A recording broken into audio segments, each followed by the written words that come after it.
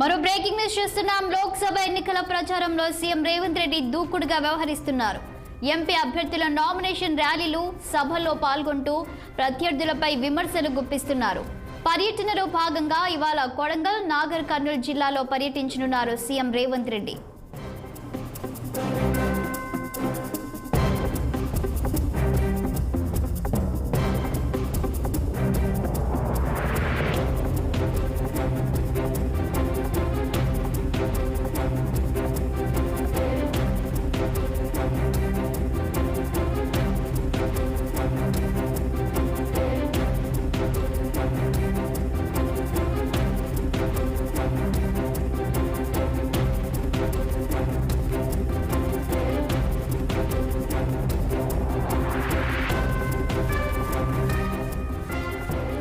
లోక్సభ ఎన్నికల ప్రచారంలో సీఎం రేవంత్ రెడ్డి దూకుడుగా వ్యవహరిస్తున్నారు. ఎంపీ అభ్యర్థుల నామినేషన్ ర్యాలీలు, సభల్లో పాల్గొంటూ ప్రత్యర్థులపై విమర్శలు గుప్పిస్తున్నారు. పర్యటనలో భాగంగా ఇవాళ కొడంగల్, నాగర్ కర్నూలు జిల్లాలో పర్యటించనున్నారు CM Revanth Reddy.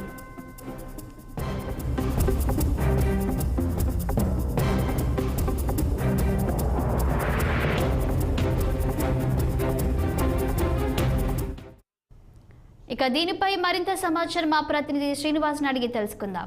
Good morning Srinivas, చెప్పండి. ఇక ఈ రోజు సీఎం రేవంత్ రెడ్డి ఏ ప్రాంతాల్లో పర్యటించనున్నారు? Good morning Shalini.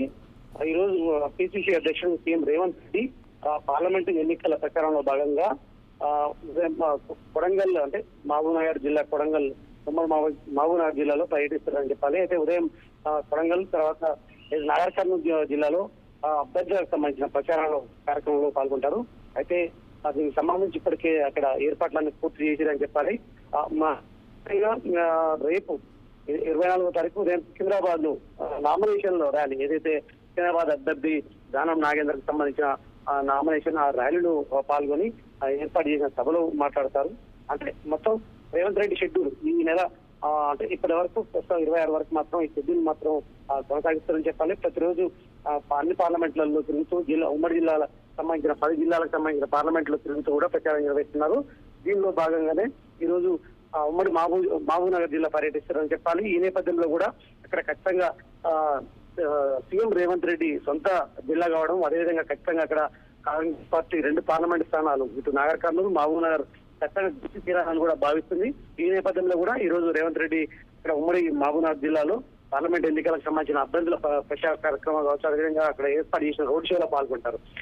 అనంతరం రేపు సికింద్రాబాద్ లో పాల్గొంటారు. అయితే ఎల్లుండి 25వ తారీఖు మాత్రం చివరి నియోజకవర్గంలో సాయంత్రం 5 గంటలకు ఏర్పాటు చేసిన బహిరంగ సభలో పాల్గొంటారు. 26వ తేదీ శుక్రవారం సాయంత్రం 5 గంటలకు నియోజకవర్గం అక్కడ సురేష్ షెట్కార్ కు సంబంధించి కాంగ్రెస్ అభ్యర్థి తరఫున కూడా ప్రచార కార్యక్రమంలో పాల్గొంటారని చెప్పాలి. మొత్తంగా ఖచ్చితంగా ఇప్పుడు మెజార్టీ అంటే ప్రకటించిన 14 పార్లమెంట్ స్థానాలకు సంబంధించి ఆ షెడ్యూల్ రూట్ మ్యాప్ కూడా రూపొందించడంతో పాటు అవి పూర్తి చేస్తున్నారని చెప్పాలి. ఈ నేపథ్యంలో కూడా మిగతా ఏదైతే 3 పార్లమెంట్ స్థానాలకు సంబంధించి కూడా ఇటు ఖమ్మం, హైదరాబాద్, అదేవిధంగా కరీంనగర్ స్థానాలు మాత్రం ఈ దాదాపుగా ఈ రోజు అయితే కొలికి తీసుకొచ్చి ప్రకటించే అవకాశం ఉన్న నేపథ్యంలో కూడా వాటికి సంబంధించి కూడా ప్రత్యేక ఏదైతే రూట్ మ్యాప్ కూడా ప్రకటించి అక్కడ కూడా పాల్గొనే అవకాశం ఉందని చెప్పాలి.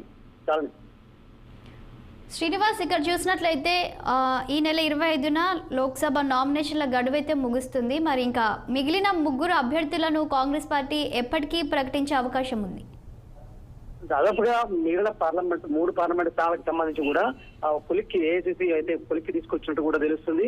దీనిలో భాగంగానే నిన్న ఏదైతే పెండింగ్ తలనొప్పిగా మారిన ఖమ్మం పార్లమెంట్ స్థానం విషయంలో కూడా ఇటు కర్ణాటక బెంగళూరులో ఏఐసిసి అధ్యక్షుడు మల్లికార్జున ఖర్గే, అదేవిధంగా ట్రబుల్ షూటర్ డికే శివకుమార్ ఆధ్వర్యంలో కూడా ఇటు ఎవరిని డిప్యూటీ సీఎం ఎవరైతే బట్టి విక్రమార్క, అదేవిధంగా మంత్రి పొంగులేటి శ్రీనివాసరెడ్డిని పిలిపించి వారితోటి విడిగా తర్వాత కలిసి కూడా అంటే ఇద్దరితో కలిపి కూడా సమావేశం ఏర్పాటు చేసి వాళ్ళతో కూడా మాట్లాడినట్టు తెలుస్తుంది. వాళ్ళ అభిప్రాయాలు కూడా తీసుకొని దానికి సంబంధించి అయితే ఏదైతే ప్రకటిస్తామని కూడా ఇప్పటికే ఏఐసిసి అధ్యక్షుడు మల్లికార్జున ఖర్గే చెప్పిన పరిస్థితి. ఈ నేపథ్యంలో కూడా ప్రధానంగా ఖమ్మం విషయాల్లో ఇటు డిప్యూటీ సీఎం, ఇటు మంత్రి పొంగులేటి శ్రీనివాసరెడ్డి తమ కుటుంబానికి సంబంధించిన సభ్యులు కేటాయించకపోతే ఖచ్చితంగా మేము సూచించిన అభ్యర్థులకు టికెట్ ఇవ్వాలంటూ కూడా చెరొక్కల్ని తెరపైకి తీసుకొచ్చిన పరిస్థితి. ఈ నేపథ్యంలో కూడా అధిష్టానం వాళ్ళ అభిప్రాయాలు తీసుకుంది. సో దాదాపు ఈ రోజు వీటికి సంబంధించిన అభిప్రాయాలను కోరికరిస్తూ ఒక అభ్యర్థిని అయితే ప్రకటించే అవకాశం ఉందని చెప్పాలి.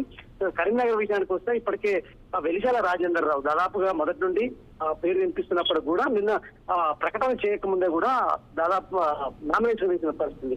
ఈ నామినేషన్ కార్యక్రమానికి మంత్రి పొన్నం ప్రభాకర్ కూడా హాజరయ్యారు. అక్కడ సభ కూడా ఏర్పాటు చేసిన పరిస్థితి. అంటే దాదాపు కరీంనగర్ పార్లమెంట్ స్థానానికి సంబంధించి వెలిశాల రాజేందర్ కన్ఫర్మ్ అయినట్టే చెప్పొచ్చు. ఈ నేపథ్యంలో హైదరాబాద్ విషయానికి వస్తే కూడా మొదటి నుండి కూడా సమీరుల్లా ఖాన్ కూడా పేరు వినపడుతుంది. దాదాపు ఆయన పేరు కూడా ప్రకటించే అవకాశం ఉంది. ప్రధానంగా తలనొప్పిగా మారిన ఖమ్మం విషయానికి కూడా ఏఐసిసి అధిష్టానం అయితే కొలిక్కి తెచ్చిందని చెప్పొచ్చు. ఈ నేపథ్యంలో కూడా ఈ రోజు సాయంత్రం వరకు దాదాపు ఇటు ఖమ్మంతో పాటు 3 పార్లమెంట్ స్థానాల్లో అభ్యర్థులను అయితే ప్రకటిస్తారని చెప్పొచ్చు. చాలని థ్యాంక్ యూ శ్రీనివాస్.